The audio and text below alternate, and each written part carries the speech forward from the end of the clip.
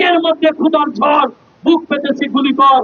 আপনারা দেখছেন আমাদের শ্রমিক ভাইদের পেটের আগুন এখন বুকে এমন ভাবে উঠেছে, জ্বলছে বুকের মধ্যে আগুন, যে তারা বলতে বাধ্য হচ্ছে, না খাওয়াই আমদারিস না, গুলি করে মাইরা ফেল।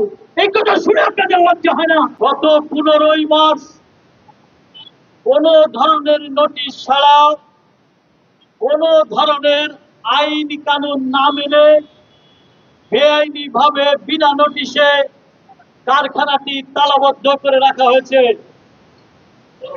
গাজীপুরের কোনাবাড়ির সফিপুরের কালিয়াকৈরের সফিপুরের সোনাবাড়িতে ছুরিচালায় এই কারখানাটি অবস্থিত। সেই ছুরিচালায় আরো অনেক কারখানা আছে, সেখানকার শ্রমিকরা তো এখানে আসে নাই। কেন উইনটেক্স গ্রুপের শ্রমিকদের এখানে আসতে হলো? শুধুমাত্র বেআইনি ভাবে বন্ধ করাই একটি অপরাধ না। শ্রম আইনে আছে প্রতি মাসের মজুরি পরবর্তী মাসের 7 কর্মদিবসের মধ্যে দিতে হবে। 2 মাসের বেতন বাকি। সুতরাং গত 1.5 মাস যাবৎ আন্দোলন চলছে। 17 দিন যাবৎ ঢাকার শ্রমভবনের সামনে অবস্থান আন্দোলন, এই প্রেস ক্লাব সহ এই অঞ্চলে বিক্ষোভ কর্মসূচি চলছে।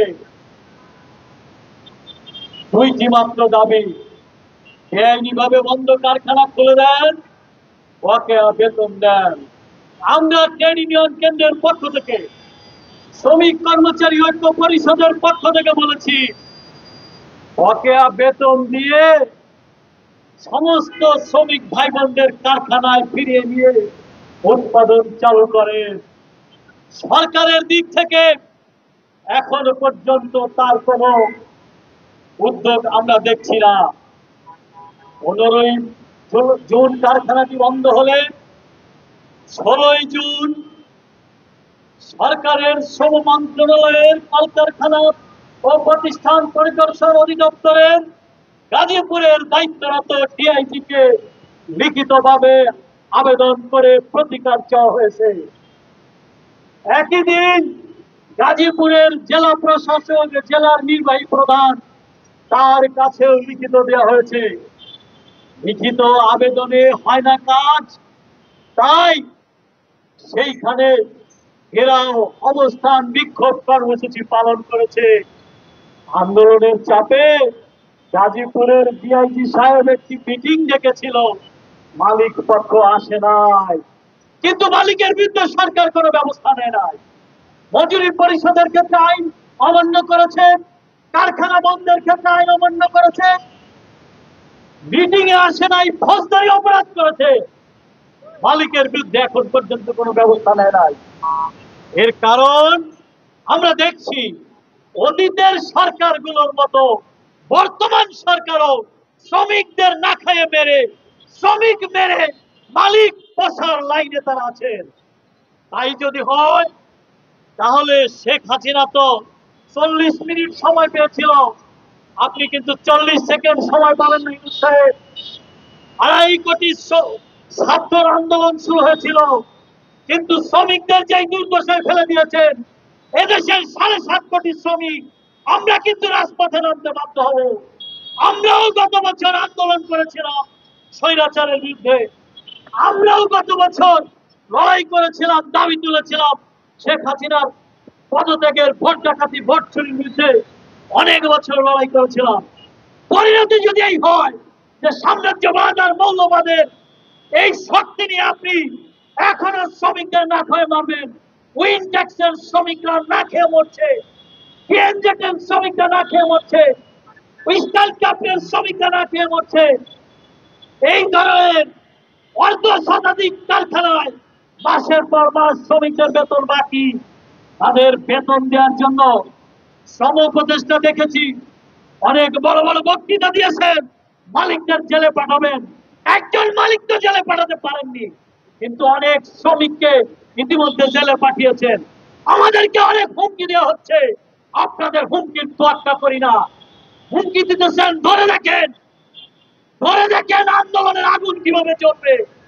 তাই আপনাদের হুঁশিয়ার করে বলতে চাই, হুমকি ধামকি বন্ধ করেন। কলকারখানা অধিদপ্তরের কর্মকর্তারা হুমকি দিচ্ছে, প্রতিদিন উস্কানি দিচ্ছে ওইখানে আমাদের অবস্থানরত শ্রমিকদের মাঝে। তারা বলে, বলতেও লজ্জা হয়, কিন্তু তাদের বলতে লজ্জা হয় না। তারা বলে সমভবনের এখানে শ্রমিকরা আসতে পারবে না।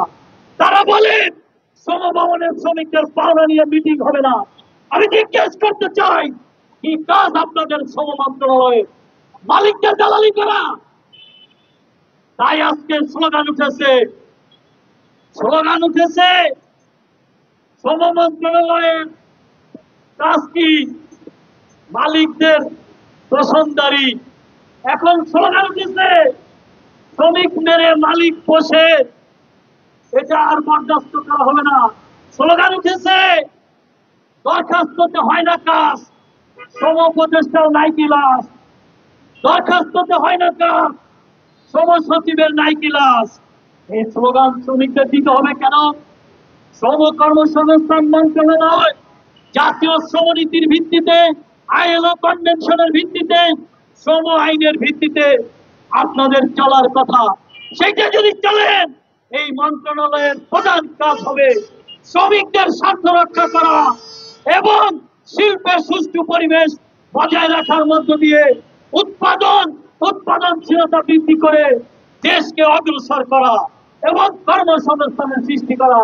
এক সময় মন্ত্রণালয়ের নাম ছিল শ্রম মন্ত্রণালয়, তার সাথে কর্মসংস্থান যুক্ত করে এখন নাম দেওয়া হয়েছে শ্রম ও কর্মসংস্থান মন্ত্রণালয়। কিন্তু আমরা দেখছি তারা মালিকরা যত অপরাধ করুক, মালিকদেরকে দুঃশব্দ বলেন না।